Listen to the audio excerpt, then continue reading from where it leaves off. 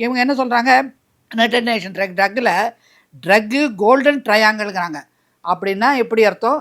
இங்கே இந்தியாவில் இருக்கிற தமிழகத்துலேருந்து இப்படி மால்தீவ்ஸு, இந்த போகிற ஆஃப்ரிக்கன் கண்ட்ரீஸு, அப்படியே போகிற அந்த யூஎஸ்க்கு போகுது, அந்த பக்கம் லாட்டின் அமெரிக்க நாடுகளுக்கு, இப்படியே இந்த பக்கம் ஸ்ரீலங்கா, தென் ஆசிய நாடுகள், அப்படியாக அப்படி சுற்றி வருதா சொல்கிறாங்க முக்கோணமாக.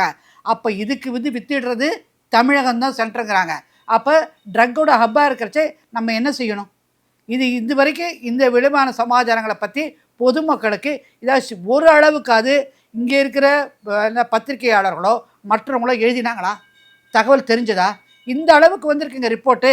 இந்த ரிப்போர்ட்டெல்லாம் பற்றி எதிர்கட்சிகளும் கேட்கல, யாரும் சொல்லலை. எல்லாமே இங்கே அழகாக அமைதியாக வியாபாரம் நடந்துட்டுருக்குங்கிறது தெளிவாக தெரியுதுங்க.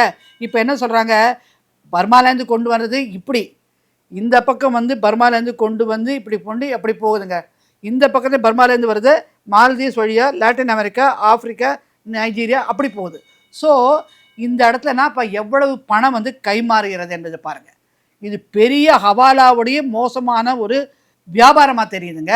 அதனால தான் பார்த்தீங்கன்னாக்க 30 வருஷத்தில் இது குறையும் பார்த்தா இதனுடைய ஷிஃப்ட்டுங்கிறது பெரிய அளவில் கிராஃப் ஏறி இருக்குது 30 வருஷத்துக்குள்ளே. அப்போ இந்த 30 வயசு வரைக்கும் இருக்கிற யங்ஸ்டர்ஸோட நிலைமை பிளட் இன்னைக்கு டெஸ்ட் பண்ணால் எவ்வளோ அவமானமாக இருக்குங்கிறது. இந்த 30 வருஷம் யார் ஆட்சியில் இருந்தாங்க? மாற்றி திராவிட கட்சிகள். அப்போ திராவிடத்தால் இன்றைக்கி நாடு ஒசந்துருச்சு. இதுதான் திராவிட மாடலா? அதாவது தமிழ்நாடு ட்ரக்கோட ஹப்புன்னு ஐக்கிய நாடுகள் சொல்கிறது தான் திராவிட மாடலா? அப்போ அதுதான் இது போதை கலாச்சாரம். அதுக்கப்புறம் கல்லுக்கு சாப்பிட்றதுனாக்க தவறு. ஆனால் இதை திறக்க மாட்டோம், போதைப்பொருள் ஓட தான் ஓடும், நீங்கள் என்ன பண்ணுவீங்கன்னு கேட்குற மாதிரி இல்லை இருக்குது.